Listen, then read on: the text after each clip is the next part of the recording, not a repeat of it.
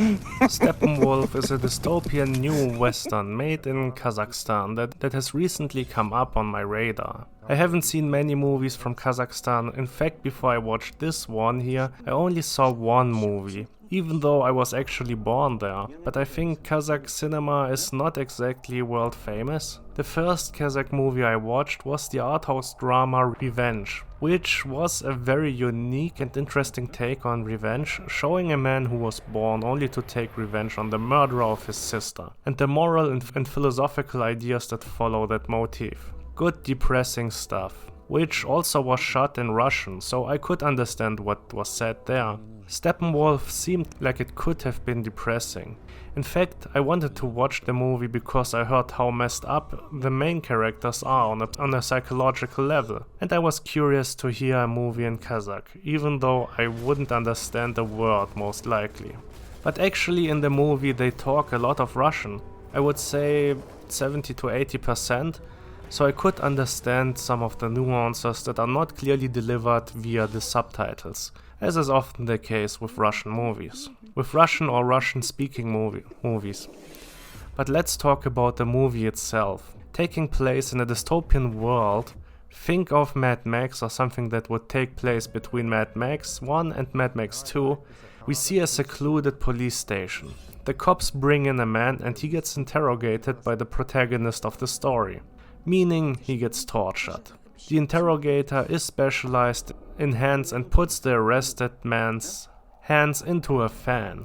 At the same time, an angry mob storms the compound, shooting the cops, probably because they are terrorizing the area, or because the mob is consisting of criminals, probably the former. All cops are getting killed until the last two are left and are about to get executed. The two are the captain and the interrogator. As the massacre takes place, a woman walks into the compound and looks for her son. The interrogator points to her, right before he is getting killed. The captain has already been shot at this point. He tells the mob that the woman is looking for her son and that she has $5,000 to give to them when her son is found. 3 members of the mob agree that they should help her. They are no animals after all, as they say. If this is true or not is something we will see later on in the movie. Soon the interrogator and the woman, Tamara, are on their own and looking for Tamara's son, Timka. The interrogator is suddenly very interested in the woman's mission, as the son has been taken by Taha, a local bandit leader, a man who has horrifically killed the interrogator's family. This was quite bleak. The violence is reminiscent of movies like No Country for Old Men, meaning that a lot of the violence is not shown directly. Often the camera focuses on something else, showing the person shooting, showing where the person being shot is looking at. Instead of showing someone being stabbed, the camera is panning to the side to show a person walk into the room. The movie is basically a neo-western, showing the gunslinger, the battle-hardened warrior taking on a mission for a woman in need. A disturbed woman and a disturbed man that are taking a truck and drive through endless lonely roads. Abandoned areas devoid of humans and humanity, only sometimes meeting other people who are usually hostile. The two walk often into a place that had a massacre occurring shortly before, or a massacre that the interrogator will create shortly after they arrive.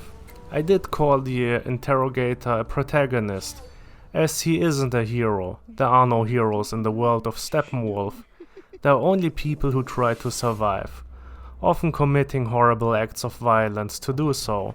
The interrogator tortures, seemingly enjoying it, enjoying the violence in general.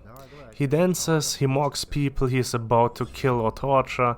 He has seen how every fight, every battle, every execution has played out numerous times. Mostly with him being the one who is doing the atrocities. Even when he himself is in the crosshair, he pretends to be begging, only to laugh at his captors when they are about to kill him.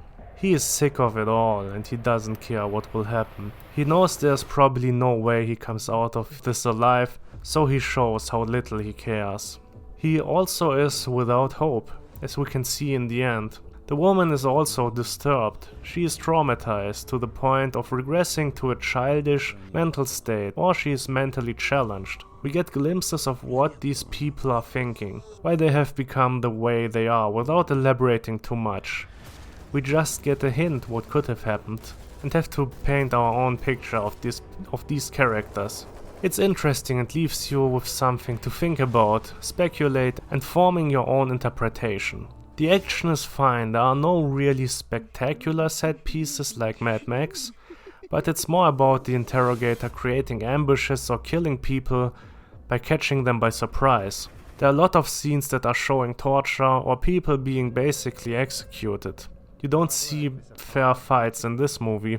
There are some more classic action sequences though, one when the interrogator captures an important person that could lead the two closer to Timka, and the attack on a convoy.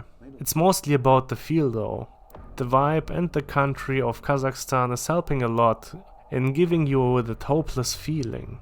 Like Australia is a great country to show a dystopia or the post-apocalypse with its long lonely country roads and empty areas. It's the same here. There's also beautiful nature and light and storms that give this film an otherworldly feel. Steppenwolf is not a perfect film. There are some scenes and dialogues that could have been better, and the odd sexual jokes that the interrogator is making at points are just weird, even though they should probably demonstrate how much he has lost his touch to other humans. It is an interesting and well-made movie though, and I have to say I did enjoy the watch. Probably also gets better with repeat viewing. The score is also pretty good.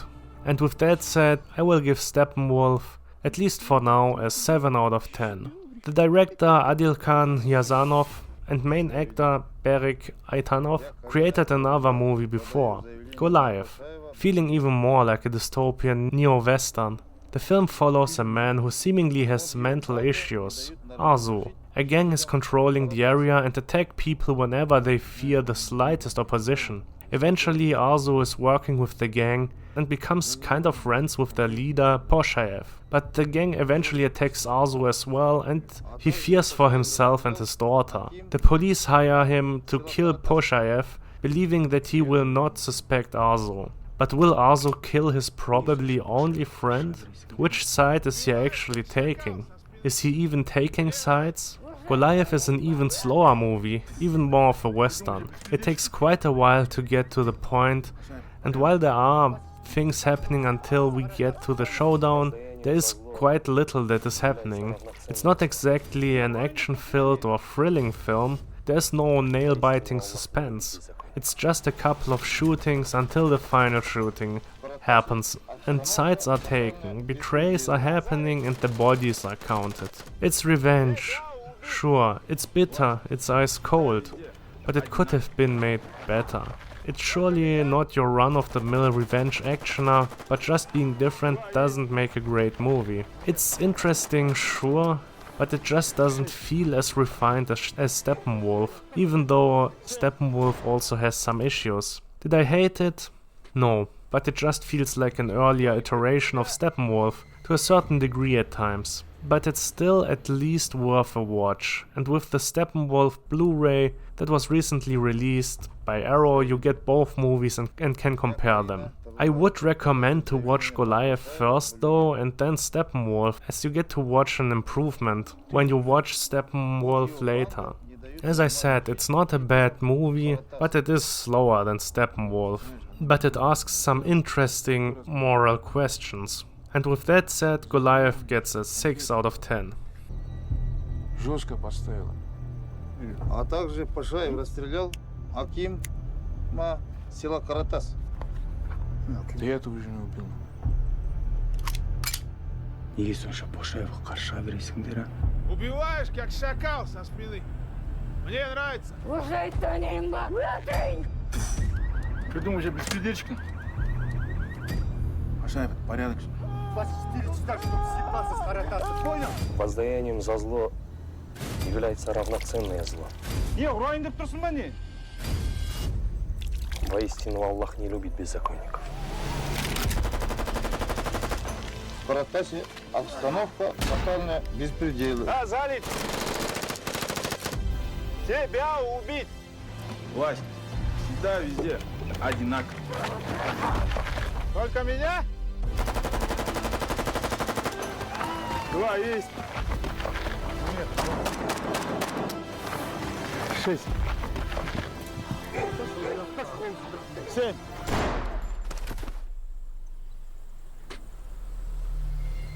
Только тебя!